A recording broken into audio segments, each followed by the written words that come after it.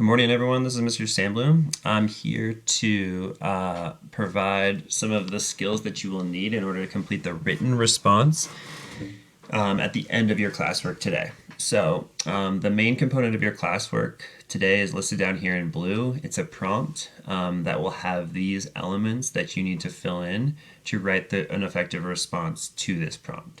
But in order to do that, we're going to look at a prompt that is different, but in some ways very similar to the prompt that you are responding to, but it has all of the same components or parts that you will need to include in your response. So every time you write a part of your response, you can use this as a tool of reference, and you should use it as a tool of reference to help decide what to put in your written response at the bottom. So we're going to look through each part of this and stamp some of the most important parts in the notes on the right.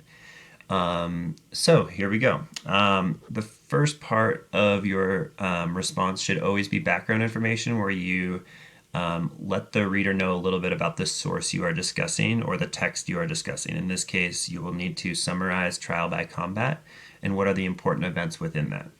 The next part is the thesis or the topic sentence. Depending on what school you're at, your teacher may call it a thesis, your teacher may call it a topic sentence. So they both do the same thing, just some teachers call it different things. So with that being said, remember your topic sentence or your thesis must always be a one-sentence response to the prompt that is up here. You can look and see in this thesis how I did that. Next is the lead-in. And then lead-in is a point that seems simple but sometimes trips students up. When we're talking about a story, we have to assume the reader has never read this story, so we need to provide the information for the reader of this response that lets them know what's the important information that I need to understand the quote. So I want to stamp that for you all just so you have it and make sure you include it in your response. If you go up here to your notes, the lead-in helps the reader by giving them the important details they need to understand the evidence you are using. So if we look, and I'm going to give you a second to copy that in, remember it helps the reader by giving them the important details they need to understand the evidence you are using. So if I look at this lead-in, right, I'm saying recently when Emily had returned to her room, she had, and then I jump into the evidence, right? If I haven't read this story, I don't know that Emily's returning to the room, and the evidence itself might not make sense. Next, we're going to jump into the evidence. As always, the evidence must support your thesis or topic sentence. Then the next part after that is your explanation. In this part, your explanation can talk about the importance of this quote, why it is important or significant, and how it initially connects to your thesis statement.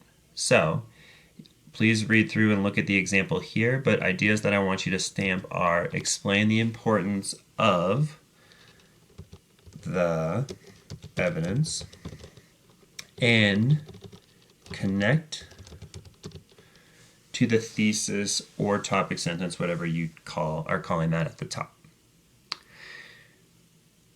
Next, we are going to look at the next part, which is the lead-in here.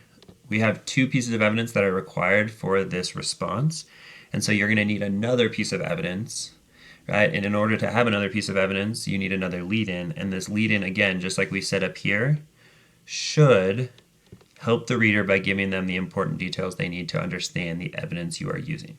So make sure you're making it clear for the reader, where in the story it's happening, so that it makes sense.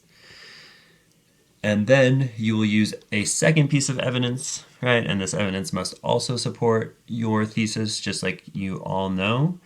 Next, your explanation. Again, this is where you talk about the importance or significance of the quote, as well as make an initial connection to the thesis or topic sentence. That is after your evidence. And the last part is the analysis. And the analysis is what brings it all together, right? It's like summing it up at the end. But this is really important to do this effectively and leave your reader satisfied at the end. It's important that you are doing these things. So please read this example of this analysis, but I also want to stamp that the analysis takes the ideas from both pieces of evidence and connects them to your thesis or topic sentence. So make sure you are taking both pieces of evidence in your analysis and connecting them to that topic sentence to bring the whole response together and have the reader feel a sense of completion at the end. Thank you and best of luck with your response. Please pause, go back and listen to any portion of this video to help further understand how you can best write your response. Thank you.